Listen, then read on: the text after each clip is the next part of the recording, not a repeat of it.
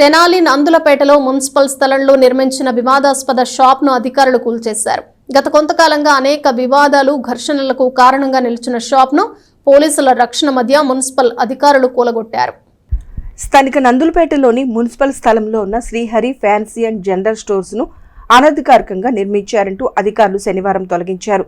ఇదే ప్రాంతానికి చెందిన అంచె నరేంద్ర కొద్ది సంవత్సరాలుగా ఇక్కడ స్థలంలో షాపింగ్ కాంప్లెక్స్ నిర్మాణం చేసి జనరల్ స్టోర్స్ ను నిర్వహిస్తున్నాడు. అయితే ఇటీవల కొద్ది రోజుల నుండి షాపు అక్రమ నిర్మాణం అంటూ స్థానిక మహిళలు ఆందోళనకు దిగుతున్నారు.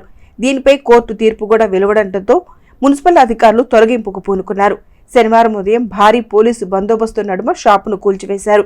గతంలో ఇక్కడ అల్లర్లు జరగటం, షాపు నిర్వాహకుడు నరేంద్రపై దాడితో పాటు కొంతమంది ఆయన ఇంటి వద్ద విధ్వంసం చేయటం వంటి ఘటనలు జరగటంతో ఉదయం నుండి పెద్ద ఎత్తున పోలీసులు అక్కడ మోహరించారు.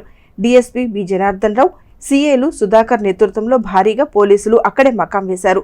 మున్సిపల్ కమిషనర్ బండిశేషన్న సమక్షంలో టౌన్ ప్లానింగ్ అధికారులు షాపును కూల్చివేయించారు. Town planning ACP 1 Sudhakar, ACP 2 Subbarao సహా సిబ్బంది పాల్గొన్నారు.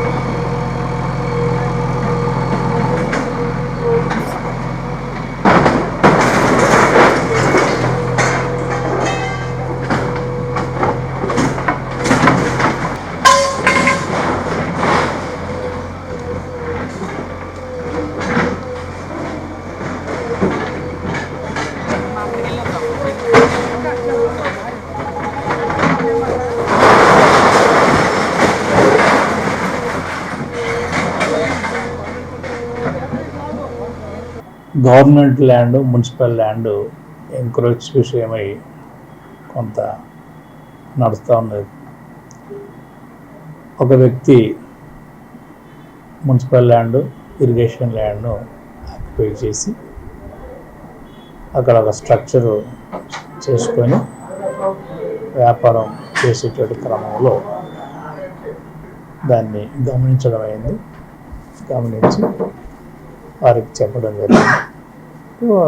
వారికి ఉన్నటువంటి ఆలోచన ప్రకారంగా కోర్టుకు వెళ్ళారు. కోర్టు వారు కూడా డ్యూ ప్రాసెస్ లా అయితే ఏదైతే ఉందో దాని ప్రకారం చేయండి అనేసి ఆదేశాలు ఇచ్చారు. దానిలో భాగంగానే వారికి లాస్ట్ మంత్ 27వ తారీఖున నోటీస్ 7 days ఇస్తూ ఇవ్వటం జరిగింది. దానికి సమాధానంగా వారు 3వ తారీఖున రిప్లై ఇచ్చారు.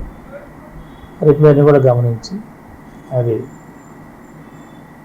మున్సిపాలిటీ చట్ట ప్రకారంగా నియమ నిబంధనలకు లోబడి లేదనేసి గుర్తించి వారు ఇచ్చినటువంటి రిప్లైని తిరస్కరించడం జరిగింది. మళ్ళీ వారు కోర్టుకు వెళ్ళారు. మళ్ళీ కూడా మేము ఇన్స్ట్రక్షన్స్ పంపించాం.